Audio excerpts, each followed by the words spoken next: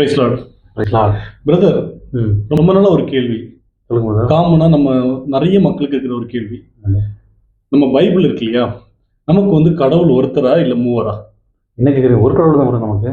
ஏன்னா பைபிள் வாசிக்கும் போது வந்து ஓகே, பிதாவானவர் இருக்காரு, ஓகே, குமாரன் ஜீசஸ் இருக்காரு, ஓகே, பரிசுத்த ஆவி இருக்காரு. So okay. நிறைய பேர் வந்து அப்ப 3 பேர்கள் அப்படின்றாங்க. உங்களுடைய கருத்து சொல்லுங்க.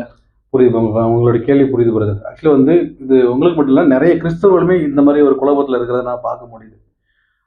நமக்கு வந்து கடவுள் ஒருத்தர் தான் பிரதர். தேவன் ஒருவரே, அவர் நேற்றும் இன்றும் என்றும் மாறாமல் இருக்கிறான்னு வசனம் சொல்லுது. அப்ப நீங்க கேட்குற மாதிரி இப்போ இயேசு கிறிஸ்துன்னு இருக்காங்க, பரிசுத்த ஆவி இருக்காங்க, அவங்களாம் யாருங்கிற கன்ஃபியூஷன் வருது, எல்லாத்துக்குமே வரும். இயேசு கிறிஸ்து யாருன்னா, அதாவது தேவனை ஒருபோதும் ஒருவனும் கண்டதில்லை வசனம் சொல்லுது. அப்ப காணக்கூடாத இருக்கிற அந்த இறைவனை நாம் கண்டு உணர்ந்து கொள்ளும்படிக்கு தன்னை வெளிப்படுத்தின ஒரு காரியம்தான் வந்து இயேசு கிறிஸ்து. 2வது வசனம் சொல்லுகிறது, எபிரேயர் 2:14 சொல்லுது, நம்முடைய பிள்ளைகள், அதாவது நம்ம ஜனங்கள் எல்லாம் மாம்சத்தோடு ரத்தத்தோடு இருக்கிறதுனால அவரும் மாம்சத்தோடு ரத்தத்தோடு வெளிப்பட்டார். ஸோ அந்த காரியத்துக்காக என்ன செஞ்சாரு, அவர் நம்மை போல வெளிப்பட்டாரே தவிர அவர் வந்து தனி கடவுள் அல்ல.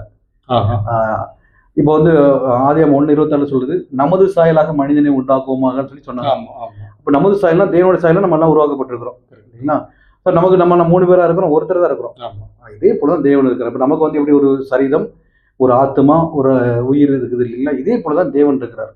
ஒரு கடவுள் தான், ஆனால் 3 பரிணாமங்கள்ல அவர் வந்து கிரியை செய்கிறார். ஒன் காட் இன் 3 பர்சனாலிட்டிஸ். ஸோ கடவுள் ஒருத்தர் தான். சரி, தேங்க்ஸ்.